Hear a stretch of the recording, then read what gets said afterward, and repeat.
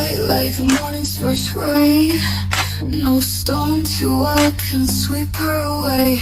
She's fire and gold forged in her frame, a solid force beyond fortune and fame. Hello, and welcome to Loading Her. I'm Haley Binkley, and I am here today to give you your daily dose of my internal thoughts, observations, and what I'm going through in the moment. So, I hope you guys have been doing well.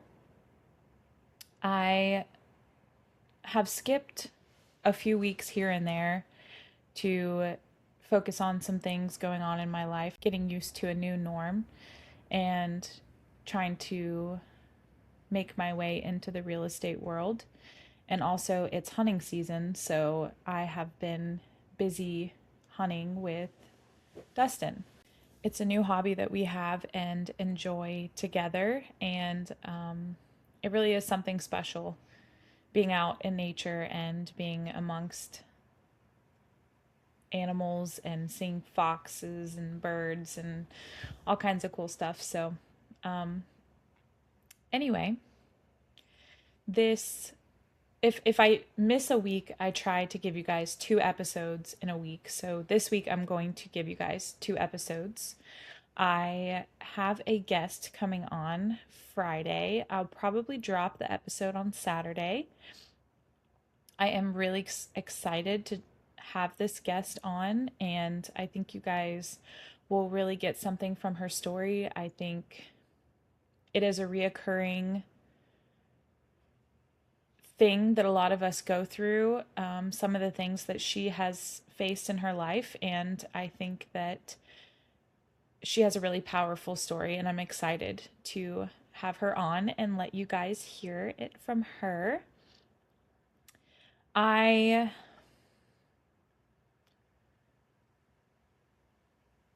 keep observing my life so I can come and spill all the tea to you guys whenever I press record on this podcast. And this week I have noticed myself in spaces where I once, I don't want to say was always comfortable, because there are spaces like the gym where I am comfortable, but I'm not really comfortable, and I have had to.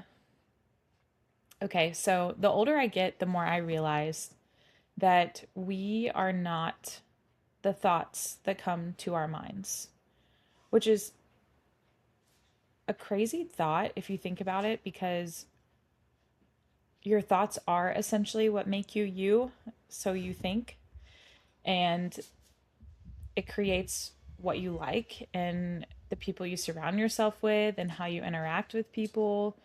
But I also think there is a part of us that we can change or control and have a better, if we have a better understanding of how our minds work and the brain. And I'm no doctor or scientist or anything, but I definitely like to observe, and I feel like I'm around a lot of people in my day to day, and I try to observe. And I also have been through a lot of things in my young life that have made me have to sit down and observe my life and my thought process, how I perceive life, and how I think about things. So I just observe and notice and also do some research here and there, but I've also been through therapy, and you really kind of start to catch on to how the brain works, and what goes on whenever we create a thought or whenever we go through our day to day. you have a lot more control over your thoughts and how your mind works.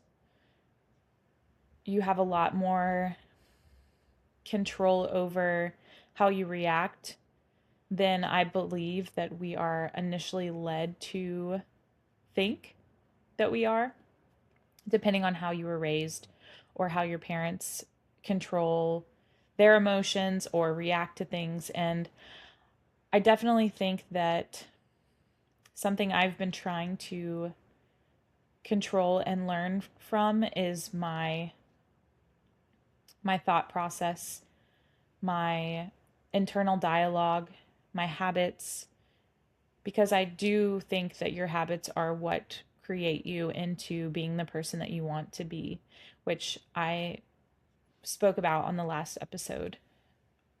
So I go to the gym like 4 or 5 days a week, depending on the week, depending on how much time I have. But I really like to start my day with going to the gym. And I also, being in that type of environment, I also don't love it and kind of force myself to do it because I get uncomfortable when people watch me or look at me, especially men. And which is kind of crazy because I am a bartender and that is a lot of being a bartender, and there is a lot of being in the public eye and being a bartender that is uncomfortable, that we probably, you know, the comments that the old guys are saying to you, and we let it become, I don't want to say let it become a norm, but you get used to it and you laugh it off a lot of times. And it's,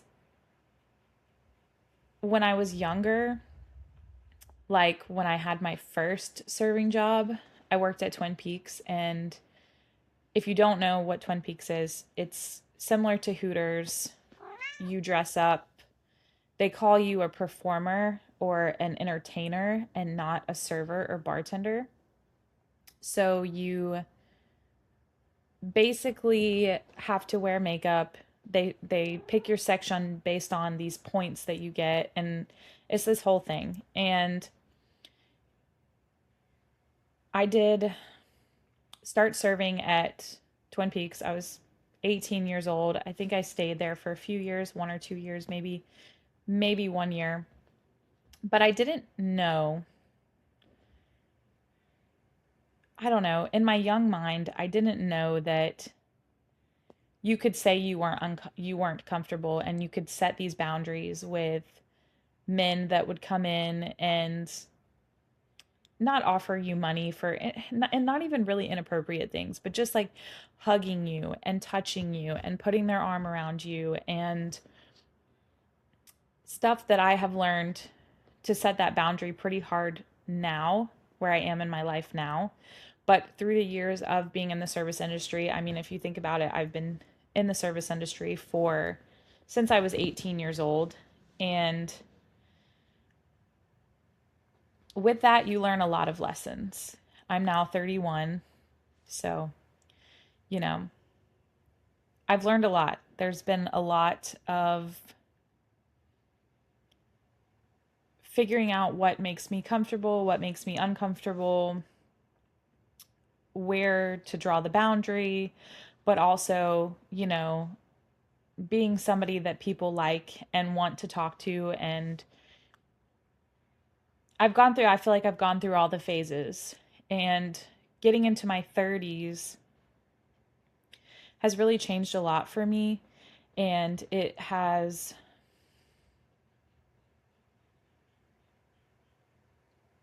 helped me to understand myself better.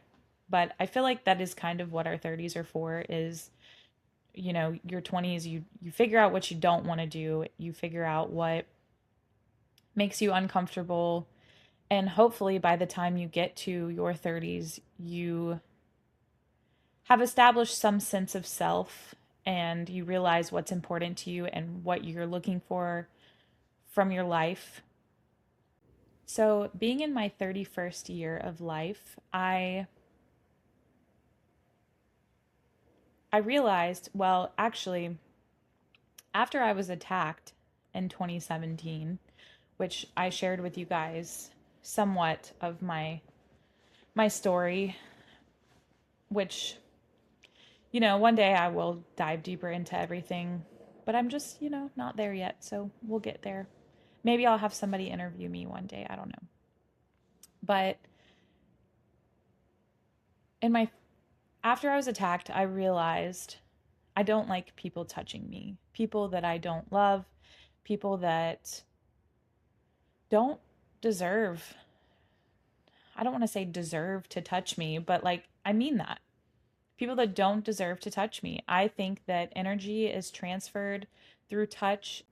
I think if you work really hard on your energy and yourself, you become more protective over yourself and you become more protective over who has access to you and who you want to have access to you and who you're willing to put up with in your life, whether that's friends or boyfriends or even family members at times. It's it's an interesting feeling, but I have created this rule with males especially that I don't like to be touched. I don't like to be hugged. I don't, and there are some that I will hug because they're people that are genuinely friends of mine and that I do love them and I hug them hello and goodbye and so on. But that's not something that I do with just anyone. And I have a right to not do that with just anyone and not allow anyone to just come up and touch me like, "Hey, give me a hug." Like, no. We're not doing that. So, I was talking with one of my regulars that was asking me, he's like, "Hey, I've known you for years. Why haven't you let me hug you or hugged me, whatever?" And it sparked the conversation between this group of us that, I was like, I don't like to be touched and I, I love you, but I don't want to feel like you can hug me and I don't want you to feel like you can. A lot of the times if you do, I'm not saying this particular person, but a lot of the times if you do let somebody hug you, sometimes they hold on to you longer. Like if you let them touch you or grab your hand, they'll hold on to you. And usually when you're bartending, you don't have time for that. You have somewhere else you have to be. And personally, I think that's rude to make someone hug you longer than they want to hug you. I don't know. It's like you're being trapped, and I don't like being trapped. I don't like feeling trapped. I don't like being held against my will. I mean, obviously, probably there's some trauma there because of what I've been through, because I have been held against my will in a violent situation, and I just don't not everybody deserves access to you. And with the same breath, I feel this way about when I go to the gym and I'm using the Smith machine. And for some reason, the way they have it set up, there are machines directly behind the Smith machine that old men can sit back there and do their workouts while you're doing squats or whatever you have to do that's your workout that day. And your butt is just facing them and they're just staring. And or I see them staring at some young girl that's trying to do her stuff or some other woman, and it infuriates me. I just think it is like so, it infuriates me. It's so rude, first of all, and when you're walking through the gym and they turn their head before you walk by, like we don't know what you're about to do, like you're not looking in that direction before I walk by, but you see me and then you turn your head real fast so you can still be looking in the direction by the time I walk by. You know what I mean? Like, I've been around enough older men or men in general that behave in this type of way, which I know they don't all do. They don't all, hopefully. But to know what you're doing, and it makes me uncomfortable, and quite frankly it pisses me off. It pisses me the fuck off. One day I hope to, with this podcast, create a safe space for women to not feel like that's happening to them, because it makes me mad. There may be other girls out there in the world, I guarantee there are, that don't care. They don't let it bother them. They give people access to them. They, whatever. And no judgment. Good for you. I wish I was not, I don't wish I was more like that, but I wish that I cared less. But I just feel like I have worked so hard to feel safe in my life that I just can't help but feel like that's violating. And I can't help but feel like they're trying to take a piece of me, or just that it's plain fucking rude. So I don't know. So I got to thinking,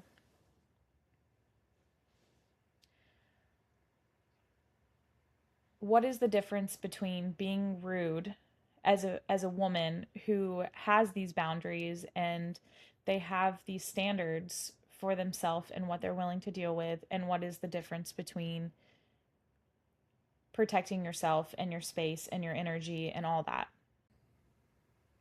There probably is a very fine line, especially in the South, where women have always had to be,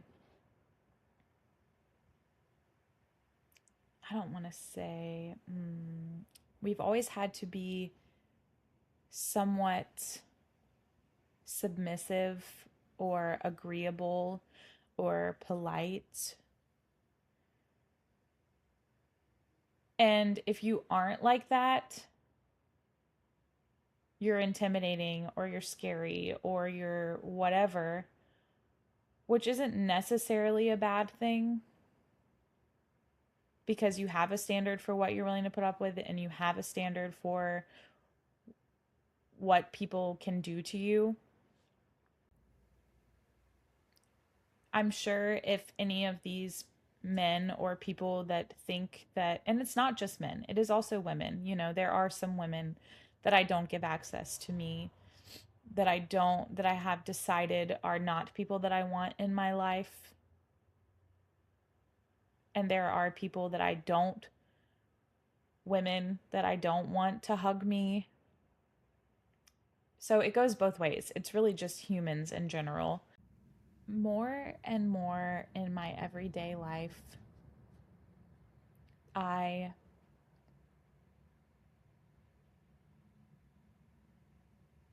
have figured out what makes me comfortable. And especially in my adult life, where I have control over my comfort, I am really bad at being uncomfortable. I have lived a life in my childhood where I wasn't always comfortable, where I had to take cold showers before school in the dark, where we didn't have power, or sometimes I chose to be at a house, an ex-boyfriend's house, where they didn't always have power. I've hiked on the Appalachian Trail. I've definitely lived a life of discomfort where I've found comfort in discomfort. But the older I get, I am really bad at being uncomfortable. And some days you just don't feel like being social. And some days you just don't feel like leaving your house or giving people access to you or smiling. The list goes on. We all feel that way. It happens to all of us. And sometimes, depending on your job, you have the freedom not to do that. Not everybody gets that privilege or, gets to stay at home and do work from home or whatever that may look like for you. But the older I get, I have to push myself out of what makes me comfortable. And that's not just,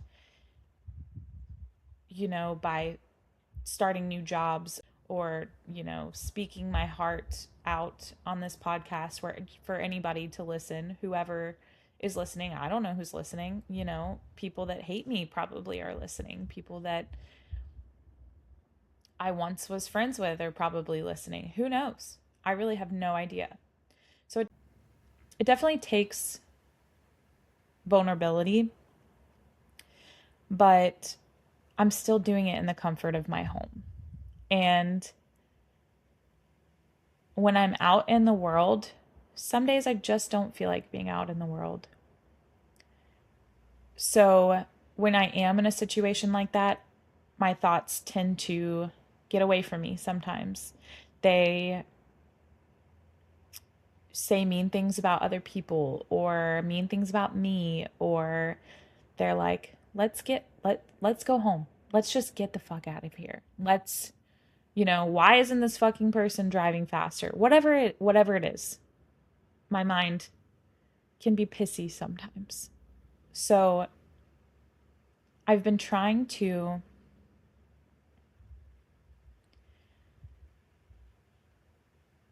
give myself grace, slow down, and realize, first of all, it's not that serious.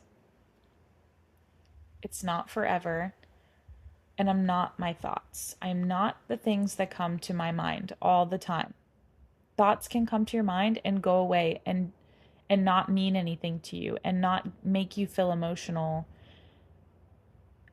And that's something I've really had to learn because I am a very emotional person. I am very sensitive. I'm sensitive to other people and how they say things and really just how other people make me feel in general, whether they are saying anything. I can feel it. And it's weird and I don't like it, but I feel it. I can feel energy. I don't know. That sounds ridiculous. I can feel, I know people do feel energy. I know. And it's not ridiculous, but I don't want to sound like I'm sure there are people out there listening that understand what I'm saying. But when you come in contact with so many people on a spiritual level, on a soul level, you're not always coming in contact with great spirits or souls. And if you are very sensitive to how people feel around you and how they make you feel, it becomes very difficult.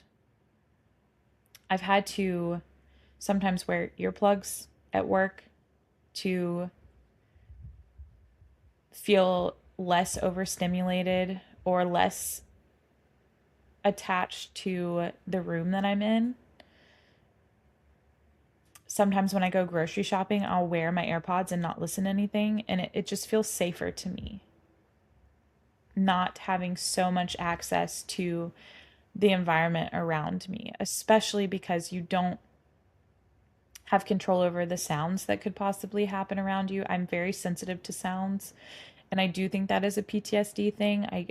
Loud sounds unexpectedly don't feel good to me. I don't know how they feel good to anybody. If a car drives by randomly and I didn't hear it coming and it's just like this loud, aggressive growl, it like sends something through me. So I've had to learn how to control myself, my thoughts, things that I tell myself. And it gets easier. The more you do it, the more you talk to yourself in a productive way or, a loving way. Your first initial reaction is more than likely going to be productive or feel like a happier response if you will. But it takes practice. It's not easy, and it's not always perfect. Some days are better than others, some days are easier than others, but my mantra recently has been, I am unbothered. And that has done some wonders for me. It has, if I start to feel like somebody might have been a little rude to me or somebody pulled out in front of me, I'm just like, I say to myself, I'm unbothered. And I take a deep breath. And I don't let an emotion attach to that thought of negativity. Now, that doesn't always go like that. Some days I have to call my boyfriend or my best friend and bitch and tell them how stupid somebody was or whatever. But it's a practice. That's why it's called a practice. That's why anything that we do is a practice. I mean, I guess you can become a master of a practice, but you're still practicing that practice. I know I said that word so many times, but I mean it. You know, you're constantly practicing and realigning. And if anybody out there is not, I just don't believe it. Like, we're not perfect. I mean, even if you think about it in your job with bartending, there's still drinks out. I've been bartending for 11 years. There's still drinks out there that I don't know. I wouldn't say I'm a master bartender. Would I say that I know it pretty well? Yes. Would I say that I'm pretty good at it? Yes. Other people might not think so. I think I am. But there's still something to be learned. There's still drinks that I don't know. There's still, you know, yoga poses that I have not accomplished. I mean, are there people out there in the world that have mastered yoga? Probably. But guess what? It's still called a practice. It's still your practice.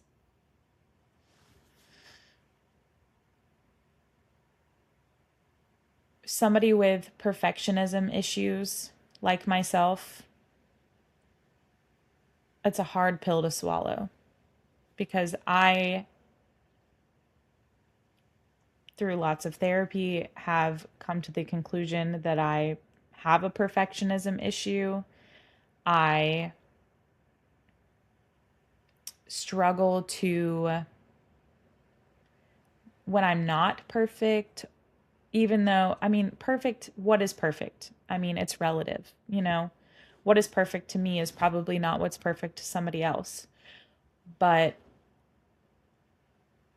having a perfectionism complex, it's hard for me to,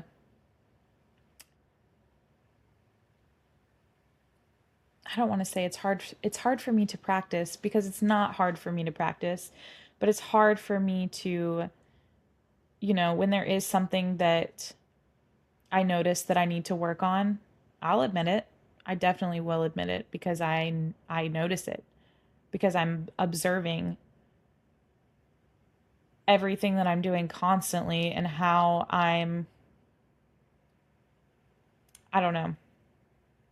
I'm constantly observing myself and how I make other people feel. And I sometimes get offended when people aren't doing the same for me, which is not a reality. You can't expect people to have done the work that you're trying to do. You can't expect people to give a shit about your feelings or anything you have going on. Is it polite? Is it the right thing to do? Yes, probably. But how often does that happen? It's very rare, especially in, you know, a situation of being at work at a bar where people are drinking. Not everybody is their best self when they're drinking. I would be very surprised that 90% of the people are, there's probably, I don't really think anybody is their best self when they're drinking. That's my personal opinion. I so I've been having to practice being unbothered, and it's really kind of like, it makes me laugh. Okay, the other day I had a lady come in, and she, her and her friend were hanging out and drinking, and it was a Friday night. It was a good band. Everybody was having a good time. She was dancing and whatever. So at the end of the night, she wrote on her receipt, "terrible service." And she was right in front of my computer the entire night. So if you're in front of my computer, I'm not missing you. I'm not missing the fact that you need a drink. I'm asking you if you're okay. As a bartender, we're supposed to kind of slow people down, or, put a little bit of space in between their drinks if we think that they are starting to become intoxicated. There's things you have to do as a bartender. You can't just let people slam every drink they want to slam whenever they want to do it. You have to act a little busy, or like you forgot, or like you can't see them, which I didn't really do, but there were times where I was like, no, you know. So she wrote "terrible service" on her receipt, and I just thought it was funny. I didn't even let it get to me because I'm unbothered. Am I always unbothered? No, definitely not. But practicing being unbothered is so much easier than feeling emotionally attached to every thought that comes through your mind, to every feeling that somebody gives you. It's so freeing because it feels so heavy and exhausting to constantly feel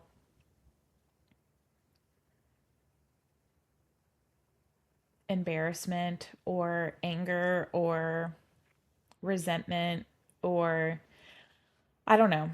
Do you guys have, for me, like when I have an emotion that feels bad, it's not a good emotion, it feels heavier to me. I don't know if it feels that way to you guys. Like, I think of my emotions as like weight on my chest. Like if I'm sad, or if sadness feels like a different sense of weight in my chest than anger, but I still feel heaviness. And like happiness and good emotions, excited emotions, inspiration, those are more up here and they're lighter. I don't know if anybody else feels that way. So, we're practicing being unbothered. We're practicing being unbothered and not giving everyone access to us. Because, for one, they don't deserve it. For two, you're so much lighter and happier if you don't react and don't carry the weight of everyone else's bullshit and how they're talking to you or treating you on your shoulders, because it's not your problem. But the only thing you have control over is your emotions and what you think and how you react. I promise you, if you think of some kind of mantra to say when you are feeling this way, it will change your whole life. But also, don't get upset with yourself if it's not your first reaction. It's a practice. You can do it. It just takes time. You have to redirect your brain, constantly redirect your brain. And I really think that the things that you allow into your mind, the things that you look at every day, what you read, what you listen to, those kind of things affect you as well. And being mindful about what you're listening to and what you're reading and the news that you're taking in, can also change drastically how you're feeling every day. I really think there is something to protecting yourself from all the noise. And sometimes the noise is disguised in a dopamine hit from TikTok or things that aren't good for you but feel good in the moment. And that's really something that I am observing and trying to learn. So, this week, we are working on being unbothered. We are coming up with a mantra of either I am unbothered or you don't have access to me. And we are also finding a way to be uncomfortable, to be okay with being uncomfortable. I'm not saying be in a room that's like your insides are like, no, we got to get out of here. This isn't safe. Like, don't be in a room that makes you feel unsafe. But if you've, like me, worked so hard on your comfort in your adult life that you don't necessarily want to face the world all the time when you should, it's okay to be a little uncomfortable sometimes. We can't always be comfortable. Even though me, as a Taurus, I would love to always be comfortable and to be able to eat whatever I want and to be at home in my space with my animals. We just can't do that all the time. So, we're unbothered. We're slightly uncomfortable, but we're still moving forward, creating a practice of positivity and happiness. So that's what we're giving out into the world, but also simultaneously protecting ourselves, protecting our energy, figuring out where our boundaries are. God, it's never ending. But once you start doing it, if you haven't already, it feels so good. It feels good because you start to learn yourself. You start to learn about who you are and what's important to you. And then you can move forward with facing the world. Nobody wants to feel heavy and angry all the time. And if that is your natural reaction to the world, constantly, it's exhausting. And then you just keep feeding off that negative energy. I've known people like that like the negativity. All they talk about is negative shit. They're portraying negative shit out into the world. All they see is the negative shit. It's exhausting. It's exhausting for them. It's got to be exhausting for anybody around them. You don't want to be that person. I don't want you to be that person. We need less people like that in the world. We have enough. We have enough. It's time for happiness, peace, love. Who knows? You might just think I'm a fucking crazy person. I don't know or care. But I feel better trying to do my part for me, and that's all we can do. That's all we have control over is ourselves, our emotions, how we react, and what we put out into the world. I would much rather be putting out a podcast about love and protecting ourselves and trying to create a space where women can share their stories and speak their mind and realize that they're not alone and have a sense of community and love and have somebody be laughing at me while I'm doing that, saying it's stupid and then I sound like an idiot. That's fine. I don't care. I don't care. I've been called to this space, so here I am. And you are more than welcome to be in this space with me. If you ever feel comfortable, if you ever want to share your story, if you just want to get it out, if you want just to talk to me, that's fine too. I really think for women especially, I have been so fortunate to be surrounded by so many amazing women from all different walks of life. And we just come together and love each other. And I just think that that is such a beautiful thing. Relationships with your friends, there's nothing like it. There's really nothing like the support of other women who are like-minded and love you no matter what, and push you to want to be successful and break you out of your comfort zone sometimes, and also that you feel like you can tell them anything and they'll love you no matter what.